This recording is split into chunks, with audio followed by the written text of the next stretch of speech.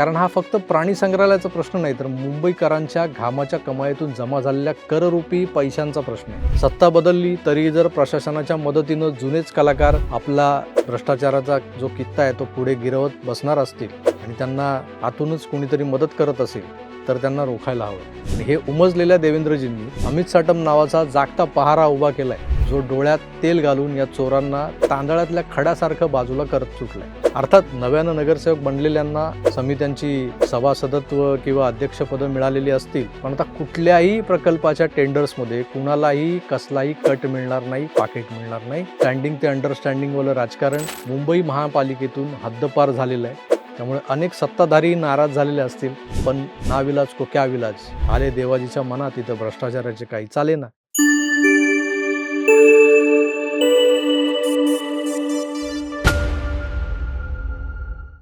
तब्बल 25 वर्षांनंतर मुंबई महानगरपालिकेवरची सत्ता बदलली आणि नवीन महापौर बसले, नवीन प्रशासन कामाला लागलं आणि अवघ्या काही दिवसातच पालिकेकडून राबवण्यात येणाऱ्या 490 कोटींच्या प्रकल्पांवर घोटाळ्याचे आरोप सुरू झाले.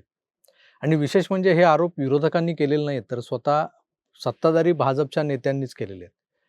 मुंबई महानगरपालिका ही एका राजकीय घराण्याची वैयक्तिक मालमत्ता असल्यासारखी मागच्या 2.5 दशकं लुटली गेली.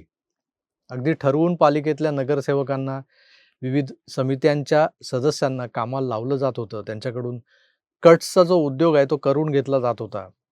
पालिकेतली स्टँडिंग कमिटी ही एक प्रकारे अंडरस्टँडिंग कमिटीच बनली होती. हे सगळं अंडरस्टँडिंग फक्त आणि फक्त बंगल्याची तळघरं भरण्यासाठीच होतं. हे काय आपल्याला नवीन नाही आहे. पण ज्यांच्या हाती पालिकेची सत्ता, ते मुंबईकरांच्या घामाचा पैसा दोन्ही हातांनी ओरबाडत होते, हे उघडं नागडं सत्य याच डोळ्यांनी आपण पाहत होतो. या लोकांनी कोविड काळातही मुंबईकरांना वेठीस धरलं होतं. आपल्या तुंबड्या भरण्यासाठी यांनी काय काय केलं नाही. कोविड सेंटर्सची जी उभारणी सुरू होती त्यात झोल, रेमडेसिवीर आणि इतर औषधं जी खरेदी चालू होती त्यात झोल.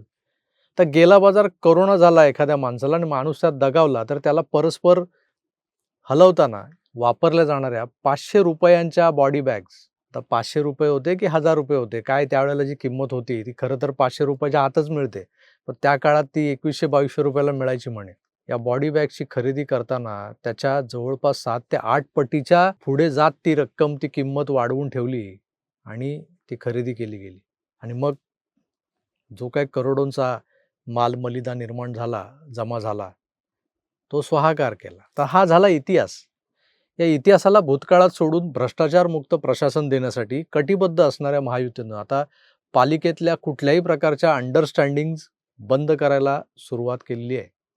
मुख्यमंत्री देवेंद्रजींनी त्यांच्या स्वच्छ प्रशासनाचा दणका जसा राज्यातल्या मंत्रिमंडळातल्या काही नाठाळ मंत्र्यांना, त्यांच्या पीएंना, ओएसडींना आणि काही खात्यातल्या सनदी अधिकाऱ्यांना देखील दिलेला आहे ना, तसाच सोटा हा मुंबई महानगरपालिकेतही चालवला जातोय. देवेंद्रजींच्या या स्वच्छता मोहिमेचे जे अग्रदूत आहेत ते म्हणजे मुंबई भाजप अध्यक्ष आणि आमदार अमित साटम. हा माणूस मागच्या 4 वर्षांहूनही अधिक काळ पालिकेतल्या एक भ्रष्टाचाराची पोलखोल करत आलाय. यातले कित्येक मुद्दे साटम यांनी विधिमंडळात देखील मांडलेले आहेत. साटम यांचा सखोल अभ्यास आणि प्रत्येक प्रकल्पात जाणीवपूर्वक राखून ठेवलेल्या पळवाटा ओळखून त्या वाटा कशा बंद करायच्या, त्याचा कसा गवगवा करायचा, यामुळे आता अमित साटम विधिमंडळात बोलायला जरी उभे राहिले तरी भल्या भल्यांच्या उरात धडकी भरते की हा माणूस कोणाचं वस्त्रहरण करेल, कुठलं प्रकरण बाहेर काढेल, कुठला घोटाळा बाहेर काढेल सांगता येत नाही. याच अमित साटम यांनी सगळ्यात आधी काय केलंय, तर BMCच्या शाळांमध्ये ज्या शालोपयोगी वस्तू विद्यार्थ्यांना दिल्या जात होत्या मोफतमध्ये, त्या जवळपास 27 वस्तू पूर्वी पालिकेतल्या सत्ताधाऱ्यांच्या मर्जीतल्या पुरवठादारांकडून, सप्लायर्सकडून विकत घेतल्या जायच्या. त्या आता रीतसर शासनाच्या जेम पोर्टलवरून, जेम म्हणजे GEM, गव्हर्नमेंट ई मार्केट पोर्टलवरून अधिकृत बिडर्सकडून स्पर्धात्मक दरात विकत घ्यायची सूचना करणारं एक पत्र त्यांनी महापौर आणि आयुक्त भूषण गगरानी यांना दिलंय. त्यामुळे त्या पोर्टलवर रजिस्टर्ड सप्लायर्स जे बाजारभावापेक्षा स्पर्धात्मक दरात माल सप्लाय करतात, त्यातल्या लोअर बिडरला कंत्राट दिलं जाणार आहे. मालाची गुणवत्ता, ठरलेल्या वेळेवर सप्लाय आणि कुठल्याही मध्यस्थाविना होणारा व्यवहार, यामुळे मुंबईकरांचा पैसा योग्य ठिकाणी, योग्य कामांसाठी आणि योग्य तेवढाच खर्च केला जाणार आहे. आले देवाजीच्या मनात, त्यावर कोणाचे काही चालेना. आमदार अमित साटम नावाचं एक सक्षम माध्यम वापरून देवेंद्रजी महापालिकेतला भ्रष्टाचार संपवण्याच्या कामी लागलेले आहेत. स्टँडिंगचं अंडरस्टँडिंग संपवल्यानंतर आता अमित साटम यांनी मुंबईच्या भायखळा प्राणी संग्रहालयाच्या विस्ताराच्या प्रकल्पाला हात घातलाय. त्याचं बजेट जे आहे ते 490 कोटी रुपयांचं आहे. खरं तर सामान्य माणसानेही नीट विचार केला तर लक्षात येईल त्याच्या की हा त्या प्राणी संग्रहालयाचा विकास प्रकल्प आहे की पुन्हा एकदा कुठल्याशा कंत्राटदारांच्या फायद्याचा खेळ सुरू झालाय. कारण 490 कोटी रुपये म्हणजे छोटी रक्कम नाहीये ना. अहो, या पैशात मुंबईतले अनेक रस्ते तयार होऊ शकतात, नवीन हॉस्पिटल्स तयार होऊ शकतात, शाळा उभ्या राहू शकतात. पण हा पैसा खर्च होणार आहे तो एक्झॉटिक ॲनिमल झोन तयार करण्यासाठी. आणि इथूनच सुरू होते या संपूर्ण प्रकरणाची खरी कहाणी. मुंबईतलं वीर माता जिजाबाई भोसले उद्यान आणि प्राणी संग्रहालय हे शहरातलं सर्वात जुनं प्राणी संग्रहालय तर एकच आहे, एकमेव आहे. राणीचा बाग म्हणतात त्याला. मी लहान होतो तेव्हाही हे एकच झू ज्याला म्हणतो ते झू होतं अख्ख्या शहरात, जे आम्हाला आमच्या आईबाबांनी दाखवलं आणि पुढे याच राणीच्या बागेत मी माझ्या लेकीलाही घेऊन गेलो होतो. म्हणजे पिढ्या दर पिढ्या हे प्राणी संग्रहालय आहे राणीचा बाग. वाघ, सिंह, पानघोडा आणि गेंडा दाखवायला मी माझ्या मुलीला नेलं होतं. मुंबई शहर एवढं नावाजलेलं आंतरराष्ट्रीय शहर वगैरे म्हणवलं जातं, तिथंही एक राणीची बाग, चर्नी रोडला एक मस्सालय, तारापूरवाला ॲक्वेरियम जे आता त्याचं नूतनीकरण झालंय, मलबार हिलला म्हातारीचा बूट, अशी काही मोजकीच ठिकाणं आहेत जिथं आपण आपल्या लहानग्यांना घेऊन जायचो. आजही लोक जातात तिथे. पण या सगळ्यात चर्चेत राहिलं ते प्राणी संग्रहालय, ही राणीची बाग. का आणि कशामुळं? मागच्या 10 वर्षात हे प्राणी संग्रहालय इथल्या प्राण्यांमुळे नाही तर राजकारण्यांमुळे जास्त चर्चेत राहिले. 2016 मध्ये मुंबईत पेंग्विन आणण्याचा निर्णय घेतला गेला. सत्ता कोणाची होती तुम्हाला माहिती आहे. त्यावेळी हा निर्णय घेतला होता युवराज आदित्य ठाकरे यांनी. त्यावेळी विरोधकांनी आरोप केला मुंबईत माणसांना प्यायला पाणी नाही आणि सरकार पेंग्विनसाठी कोट्यावधी खर्च करतंय. पण गंमत बघा, कालांतराने राणीच्या बागेतले पेंग्विन बघायला हेच चर्चा करणारे मुंबईकर गर्दी करू लागले. पण या पेंग्विनना पोसण्याचा खर्च हा पांढरा हत्ती पोसण्यासारखाच आहे, हे पालिकेच्या बजेटमधून उघड झालं नंतर आणि त्यावर टीकाही झाली. म्हणजेच या प्राणी संग्रहालयाचा प्रत्येक प्रकल्प हा कुठल्या ना कुठल्या राजकीय वादात अडकत गेलेला आहे. आणि आता पुन्हा एकदा नवा वाद सुरू झाला आहे. 490 कोटींचा एक्झॉटिक ॲनिमल झोन. महापालिकेने आता भायखळा झूचा 3रा टप्पा जो आहे त्याचा विस्तार करण्याचा निर्णय घेतला. या प्रकल्पामध्ये जवळपास 10 एकरांवर एक्झॉटिक ॲनिमल झोन तयार केला जाणार आहे.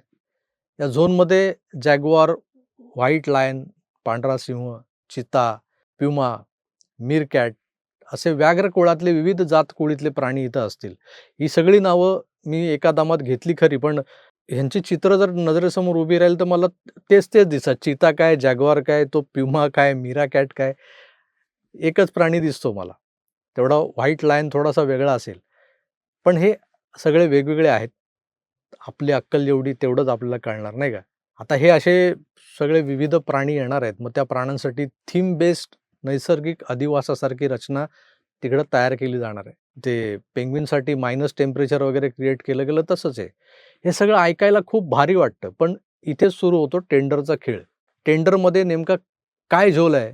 मुंबईचे जे भाजपचे अध्यक्ष आहेत आणि आमदार आहेत अमित साटम यांनी या प्रकल्पाच्या टेंडर प्रक्रियेवर गंभीर आरोप केलेले आहेत. त्यांनी या प्रकरणात महापौर ऋतू तावडे आणि आयुक्त भूषण गगराणी यांना पत्र लिहिलेलं आहे. या पत्रात त्यांनी स्पष्ट म्हटलंय, टेंडरच्या अटी अशा प्रकारे तयार केल्या जात आहेत की ठराविक कंत्राटदारांनाच फायदा होईल त्याचा. सोप्या भाषेत सांगायचं तर टेंडर कोणाला द्यायचं आहे हे आधीच ठरलेलं आहे की काय, असा प्रश्न निर्माण होतो. या प्रक्रियेवर संशय यावा अशी एक गोष्ट म्हणजे या टेंडरमध्ये एक अट घालण्यात आलेली आहे. अट काय आहे तर कंत्राटदाराला मुंबईमध्ये पूल किंवा फ्लायओव्हर बांधण्याचा अनुभव असावा. आता जरा विचार करा, प्राणी संग्रहालय तयार करण्यासाठी जर कुणाला बोलवायचं आहे तर त्याला पूल बांधण्याचा अनुभव कशासाठी असायला हवा? झू डिझाईन करणं म्हणजे वन्यजीव तज्ज्ञ, पर्यावरण तज्ज्ञ, आंतरराष्ट्रीय झू आर्किटेक्ट अशा कुठल्यातरी कॅटेगरीतले लोक जे असतात त्यांचं हे काम असतं. पण जर अट अशी ठेवली की पूल बांधणारा कंत्राटदारच, मग तो मुथ्थुस्वामी असो किंवा रामगोपाल शर्मा, तोच पात्र ठरेल, तर मग प्रश्न निर्माण होतो, हा प्रकल्प नक्की झू तयार करण्यासाठी आहे की एका ठराविक कंत्राटदाराला हे काम देण्यासाठी? या आधी ठरलंय, इस चाय वाले को चाय बनाने को देने का है, मग अदरक वाली चाय जिसको आती है उसको ही देने का है. अमित साटम यांनी स्पष्ट मागणी केलेली आहे या प्रकल्पासाठी ग्लोबल टेंडर काढलं जावं. म्हणजे जगभरातल्या अनुभवी कंपन्यांना या प्रकल्पासाठी बोली लावता येईल. जगातल्या अनेक कंपन्या अशा आहेत ज्यांनी सिंगापूरमध्ये, दुबईत, ऑस्ट्रेलियामध्ये अनेक ठिकाणी आधुनिक प्राणी संग्रहालय, झू तयार केलेली आहेत. जर त्या कंपन्यांना संधी दिली तर मुंबईला खरोखरच जागतिक दर्जाचं प्राणी संग्रहालय मिळू शकतं. जी राणीची बाग आहे, ती राणीची बाग कात टाकू शकते. मुंबई महानगरपालिकेचा इतिहास पाहिला तर टेंडर वाद जे काय आहेत ते नवीन नाही आहेत आपल्याला. रस्ते, ड्रेनेज, पूल आणि अनेक प्रकल्पांमध्ये हेराफेरी, झोल घोटाळे झाल्याचे आरोप होत आलेले आहेत. आणि आता प्राणी संग्रहालयाच्या प्रकल्पातही आता असे झोल होत आहेत. त्यामुळं त्याचंही नाव या यादीत जोडलं जाणार की काय, अशी शंका निर्माण होते. मुंबईतल्या लोकांसाठी उभारलेलं प्राणी संग्रहालय हे आधुनिक असावं, जागतिक दर्जाचं असावं, याबाबत दुमत नाही. याला कोणी विरोध करत नाहीये. पण प्रश्न असा आहे की 490 कोटी रुपयांचा प्रकल्प हा खरोखर मुंबईच्या विकासासाठी आहे की कुठल्यातरी कंत्राटदारांच्या फायद्यासाठी? जर टेंडर प्रक्रिया पारदर्शक झाली तर हा प्रकल्प मुंबईसाठी ऐतिहासिक जरूर ठरू शकेल.